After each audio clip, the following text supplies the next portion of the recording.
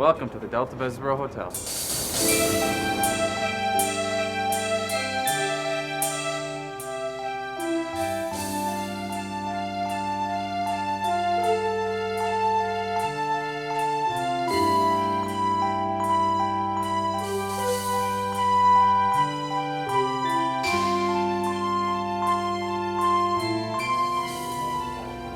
In the mid-1920s in Regina, the Canadian Pacific Railway built the Hotel Saskatchewan. And of course, this is typical in Saskatchewan, the people of Saskatoon developed a bad case of hotel envy. And as a result, the Board of Trade, today what we'd call the Chamber of Commerce, began to lobby the CNR to build a hotel here in Saskatoon. On New Year's Day, 1929, the president of the CNR announced that there would be a hotel built here in Saskatoon, and in February of 1930, excavation and construction of the hotel began. The construction was facilitated by a new piece of machinery called a steam excavator, which allowed the ground to be thawed in order to be excavated. Without that piece of new technology, construction probably would have been delayed until the summer of 1930. Shortly after the hotel's construction began, the Depression began to set in. And as a result, the hotel's exterior was finished in late 1931 into early 1932.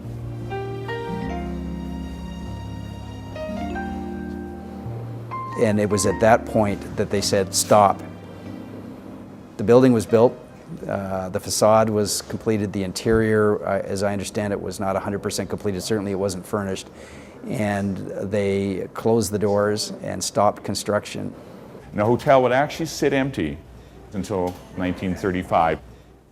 The Bessborough Hotel is what's called chateau style. Now that style came from Scottish baronial and was developed by primarily the railways. An architect named Archibald and a partner named Schofield worked on this building. One was a CN architect and one was in private practice. And they picked up on the chateau-style architecture with the high ridged roofs and the turrets and the fairly plain walls that come up. There are a few details on the outside of the building, if you look very close, that are unique. I don't think the architects at the time said, oh, we're doing a building in the prairies, let's make it a prairie building. You know, that wasn't their challenge. It was to make an edifice for the CNR. And that chateau style has almost become a classic Canadian iconic style of architecture. The building was designed to face the city. It was their corporate image. The river wasn't important to them. What they wanted is the hotel to face the city and face their train station, which was 3 blocks away, so they were juxtaposed on 21st Street. Consequently, all the service areas are on the riverside, which today is what we enjoy. On December 10th, 1935, the Bessborough welcomed its first guest. His name was Horace Nicholson Stoven. Horace Stoven, as you can see from the registration card we have here, was our first guest, number 1. He stayed in room 556 and he paid $4. Room 556, which is one of only 4 corner turret rooms in the hotel, this one being the southeast corner of the building. And actually when you walk into that room, there's a window on your right that overlooks the Vimy Memorial and the Broadway Bridge. There's another window directly ahead which overlooks the gardens and the University Bridge and the river. And in between those 2 windows, right on the corner, is a little round turret. And you can actually stand right in it and look through a little arrow slit window out onto Saskatoon.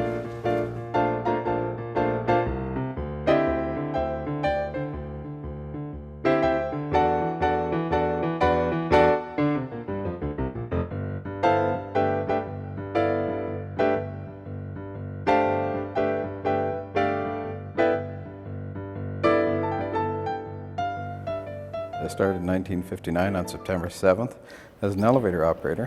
After that, I moved over to the front desk, and then I got to be the front office manager and worked my way up. And a fellow by the name of Stan Ray came in 1973, and I worked for Stan Ray for a year, and he told me that I was quite capable to take over the hotel, which I did in 1973, and I worked here till 1989. They had bellmen and porters at that time, so I was actually in both divisions. When you checked in the hotel, okay, the bellmen are the ones that would take your luggage up. If you wanted your luggage taken down, you'd phone down to the desk, and the porters would go up and take your luggage down. And the porters also looked after the rag boys, as we called them, the commercial travelers on the 7th and 8th floor. They're the ones that used to sell to like the Army, Navy, Eaton, Sears, and that. They used to come in with these big rooms of displays of dresses and suits and shirts and sell all that different material to the stores here. We used to have to go every day up to the railway station. Of course, the railway station was at where Midtown Plaza is now. And every day we used to have to make a trip over there to pick up the mail, to bring it back to the hotel. The laundry here used to do a lot of the railway laundry too. You had a place that they made the pastries. They had another place that did the butcher shop. You know, the bakery was there. We made our own ice, generated our own power. You know, a lot of people don't realize that we're self-sufficient. We used to make, in this hotel, the best hard rolls that you could find anywhere in Canada. People used to come in just for the hard rolls. That, and every Thursday was chicken pot pie day. And you don't see that anymore. They used to make them in those big green deep dishes. You know, you just don't see that anymore. And the coffee shop down there used to do a super business. They sold it in 1973 to the Balson family. And there was 3 brothers, Mark, Richard, and Don Balson. My maternal grandfather was in the hotel business in Alberta, and he, together with his sons, owned a couple of hotels in Edmonton and Calgary. So the hotel business was in our blood, and the Bessborough became available. So we thought that since there's expertise within the family, we put a bid on the Bessborough and we got it. At the time, the CNR was losing approximately $500,000 a year, and they owned the hotel and they wanted to get rid of it. So we thought that we could take it over and make a little coin on it. We had to do a lot of renovations. The CNR had not let it run down, but if you're losing $500,000 a year, you're not going to pour a lot of money into it. The hotel had not been touched for years, and it didn't have any of the modern amenities that the owners group wanted to bring to the hotel. Indoor swimming complex, steam baths, exercise areas, a nice function area on the river, open up those gardens in the back to the public was really a goal of theirs. Have a nice restaurant that could look over the river. So these were things they wanted to achieve, but how to do it was the question. It took a lot of planning and phasing on the inside of the building to go through every inch of the mechanical areas and come up with schemes where we could recapture all these old spaces that were in the original building on the river, but the public never got to.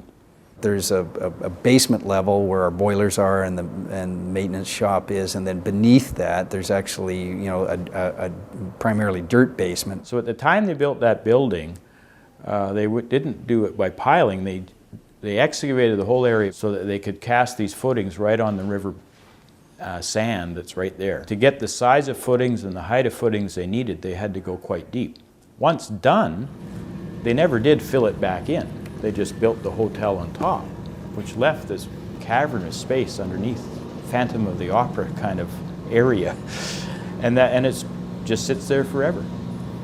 When we started here, it was all sand and dirt down here, as you just walked across. So all these slabs and the sidewalk we're going to walk you down, and these areas here that are filled with the water systems and mechanical areas were all built prior to being able to do the upstairs renovation. When the hotel was built in the 30s, I mean, they did all their own laundry for years and for the trains. So the Samurai took over what was the abandoned laundry and old cafeteria space. The swimming pool area was the old boiler room area. That area was massive boilers. But with modern equipment, we were able to reduce that down to much smaller footprint space, and by using the sub-basement, put some of the mechanical stuff down there. So we freed up a lot of area in there that we could now easily put the pool in and the reception area beside it and the steam baths. We had now room to put a restaurant on the river and open up a floor that could look down over the pool and open up the ceiling that could bring skylight in from above. So all those old spaces disappeared. The restaurant called Treetops, I think, was a very important thing that we did. I think it is a very, very good coffee shop that one would see in the hotel industry nowadays. We had a buffet in there, and we had a great chef here by the name of Sam Durazio, and he would dress up like at Easter time, maybe put on his rabbit suit, or at Christmas time he was Santa Claus and he'd be carving and stuff like that. At 4 o'clock till 6 o'clock you couldn't get a seat in there. We had a lineup going right down to the door outside, and we dealt a lot with the older core of the city. They would come in and they would have their birthday parties here, you know, all our special occasions. We used to do over $1 million a year in there. It was the restaurant in the city at that time. I was looking at some of the pictures, and I was quite shocked on how you were able to, you know, create menus and do food service for, you know, with equipment like that. But back in the day, a lot of it was family style escoffier service, where, you know, it was served at the table. My responsibility is anything to do with food in the entire hotel, the Samurai restaurant, the Garden Court Cafe, anything to do with banquets, coffee shops, outside cater-outs. One of my initiatives that I'd like to do is to create a menu based off of the different years in the banquet department, you know, so, you know, what we had in the 30s and the 40s and adapt it to modern age, but to actually create a banquet menu or a type of plated dinner or a buffet that is, you know, our heritage menu, and then we can base it off of all the different courses or, you know, as you're going through the years. You know, my family just came down this past weekend, and you know, we were able to walk around the hotel, walk around the different areas, and just look at the different artwork that there is, and even outside, you know, all the architecture outside is just it's amazing. It's amazing to look at, and to actually think that you're the executive chef of that property makes you feel really special. You know, there are other full-service hotels in the city, and we all have hold conferences and have you know, weddings and other events that take place, social events and business travel and this thing. But because of our unique position, and because that part of that is 5 acres of gardens that run back to the South Saskatchewan River, we also end up with all kinds of events that just wouldn't happen in the normal city center business hotel. One of those things, and a key one for us over the last, gosh, long before my time, I think 20 years now, has been the Saskatchewan Jazz Festival. Saskatoon is our last tune, brothers and sisters. Put your hands together. And it's been an event that we've really been a partner in helping to develop and foster, and it's grown to be extremely successful.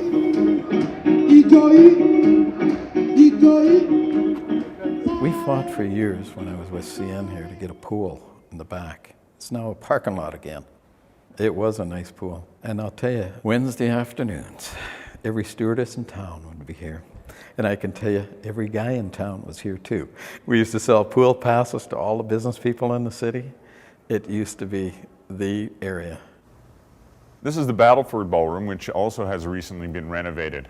During the renovations, we replaced the carpet, we replaced the window coverings, we redid the paint, and in addition to that, we also redid the wall coverings.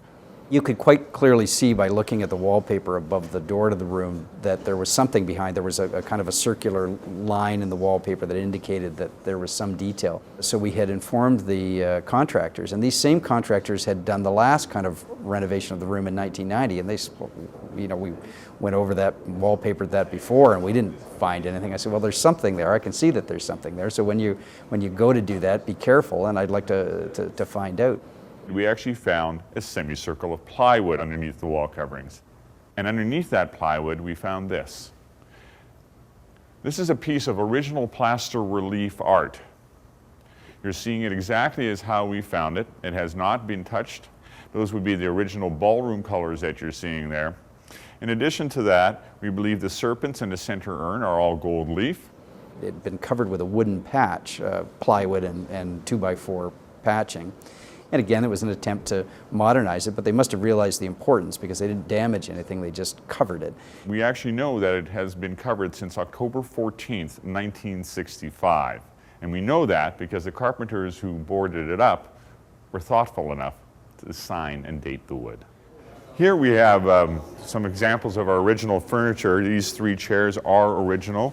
The intricate carvings on the sides here are all hand done, and are magnificent examples of furniture from the era of the hotel's construction.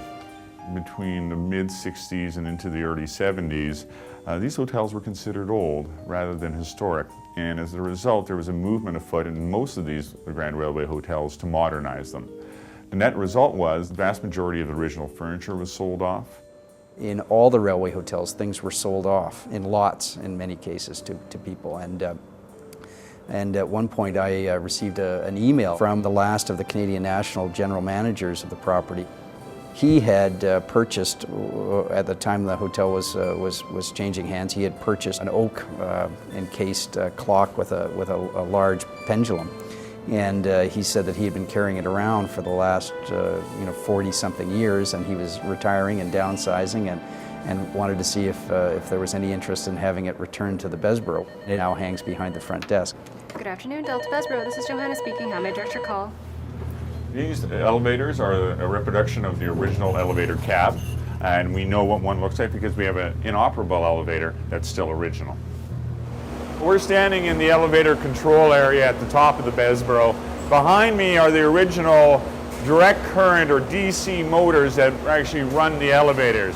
These motors are the originals, and they do run on direct electrical current, which means that the elevator motors are extremely fast. As a result, the Bessborough probably has some of the fastest elevators in Saskatoon, and they're from 1935.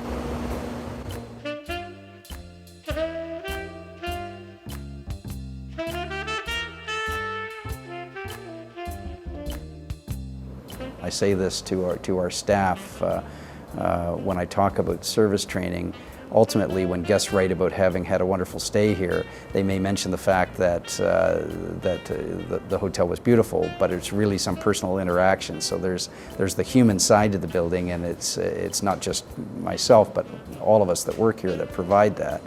The first impression when they open the door and they see the room, that is the important thing. All the rooms are different. They're different sizes, different shapes, different layouts. I guess that's what gives the hotel its character. People kind of love coming in here and looking for history and that kind of stuff.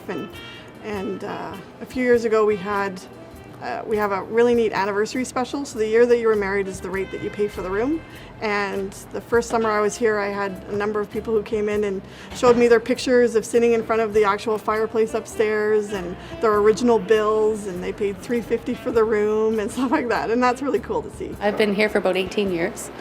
I started out downstairs in the Samurai in the lounge and worked for a while at the front desk and up here for a few years and made a tour around the building.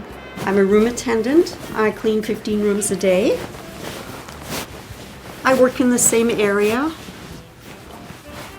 every day. I'm a bellman and a concierge. I'll make dinner reservations, I'll take care of valet parking, I'll help with luggage. I cater to VIP guests a lot of the time if they have special requests, everything from flowers in the room to can you get my boots fixed. I get a lot of interesting requests at this job. My first real big celebrity was Alice Cooper.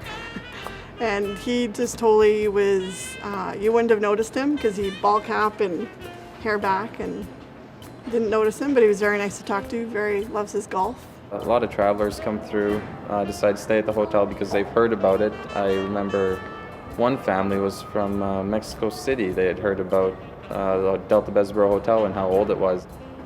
I think that's what brings a lot of people to the hotel here is the historic feeling. Someone always knows someone who worked at the Bessborough. It's like, there's lots of history. This has been here for so long that, you can't know Saskatoon without knowing the Bessborough. It's one of those things as a city landscape that you see all the time. You take for granted that every now and again you look up and when you're coming to work and you realize the beauty of the building you're coming to. We're very, very fortunate. It's a place I enjoy coming to every day, and I can't imagine not coming here every day. This is our Vice Regal suite.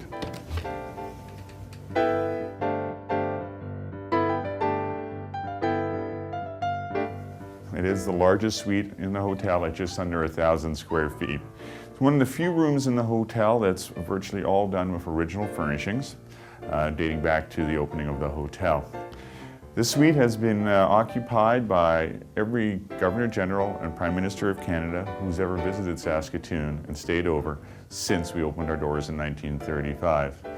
The suite has also hosted a number of other luminaries, including probably most recently Nelly Furtado during the Juno Awards here in Saskatoon. The suite features a living room, a half bath on this side, a dining room, and also a butler's pantry, accessible from the corridor. The room can be divided off, and there is a full bath in here. An original mosaic tile floor, original tile surrounds, original tub, extremely deep, and subject of many wonderful compliments by our guests.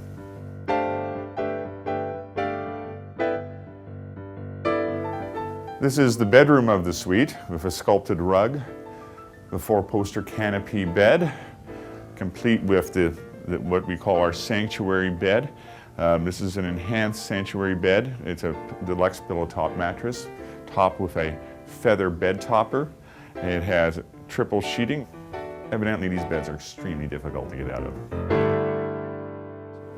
You will hear people say, and I don't know whether it's a Saskatchewan thing or not, but you'll hear people say that it was a make-work project. Well, it wasn't a make-work project. It was because Saskatoon was actually finding its place on the Canadian stage and was doing exceptionally well. And the business people of Saskatoon had lobbied Canadian National for the building of a railway hotel, because having a grand railway hotel was a sign that your city was had come of age.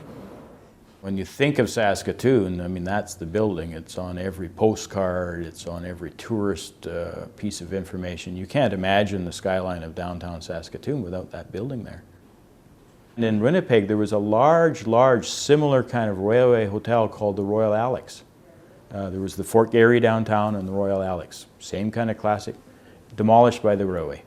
Nobody wanted to buy it, so they said, fine, it's coming down. So what the Balsons did was a great gift to the city by owning it for that 10-year period. When I first got here, it was kind of interesting to try to understand the history of the hotel. The history wasn't as well known as one might think, being Saskatoon's landmark. So I asked some questions such as, how did the hotel get its name? And it turned out very few people had the answer. Well, all was a result of this gentleman. This gentleman's name is Sir Vere Brabazon Ponsonby, also known as the 9th Earl of Bessborough. And at the time of the hotel's construction, the Earl of Bessborough was Canada's Governor General. And the Canadian National Railway that built the hotel simply asked permission to use his name, which he voluntarily granted. And today the hotel is known as the Bessborough. One area that everybody always wants to see is to go up into the top. Everybody wants to know what's in the peak. The spire, that's an architectural feature to disguise or hide the smokestack. Now you'll notice behind me the smokestack has numerous signatures on it. It's a hotel tradition in these classic railway hotels to sign your name in a particular area of the hotel if you are a hotel staff member, and that's typically done when staff members are preparing to depart the hotel. So staff will often make their way up here and they're near their last days of employment and leave a bit of their legacy behind. But on occasion, it's not just employees that make their way up here. There's even a signature of John Diefenbaker. He was in the hotel one night and got briefly stuck in one of the elevators, and a maintenance person got the elevator moving again and got him out, and apparently Mr. Diefenbaker asked the question that most people ask, what's in the tower? And the maintenance person said, well, I'll take you up there, and he signed the smokestack. So the story goes. In December of 2000, about 11 months after I arrived, we unveiled Stoven's Lounge and we threw an open house to celebrate our 65th anniversary. It was minus 35 outside. And on that day, over 1,500 people came through our doors to see the hotel. And for hours on end, I was pinned into a corner by people regaling me with stories about what the hotel meant to them. showing me pictures of them as teenagers 30, 40, 50, 60 years ago, attending balls at the hotel. People showing me pictures of themselves being married in our ballrooms many years ago. People with their receipts from their wedding nights wanting the same rate from 30 and 40, 50 years ago. But that's when it struck me.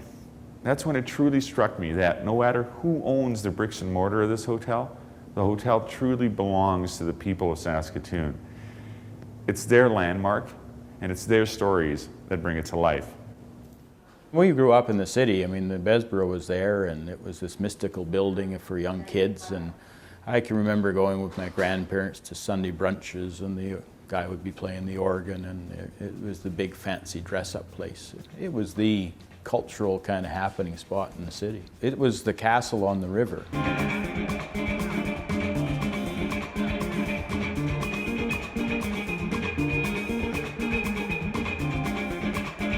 This is a building that helps to give Saskatoon its identity, and it helps to give the people that live in Saskatoon a sense of their place in the world. It's just important to say that it's really the people that make sure that it's maintained and preserved, and it's the people that make sure that the guests are well served and that they come back, and therefore the hotel's successful. And as long as the hotel's successful, it'll be here long after we're all gone.